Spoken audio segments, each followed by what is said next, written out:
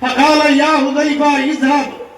فادخل في القوم যাও তুমি হবো গিয়া দেখিয়া অবস্থা আমার কাছে আবার ঘুরিয়া আইয়া খবর কইও এ তোমার একই হয়ে গেছে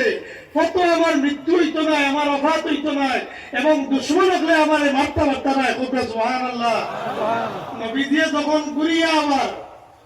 সংবাদ দিছেন তখন আমার একই হয়ে গেছে আমার কোনো ক্ষতি হইতো না আমি ঘুরিয়া আইতাম পারবো সাহাবগণ সাহাবী রাসূল টাইম বর্ণনা কতরা যে হুযায়ফা রাদিয়াল্লাহু তাআলা আনহু কইতরা যে সময় আমারে নবীজি ইজাজত দিছেন আর আমি বাইরে গেছি রওনা দিছি যাইবার লাগিয়া দুশমন পক্ষের খবর লইতাম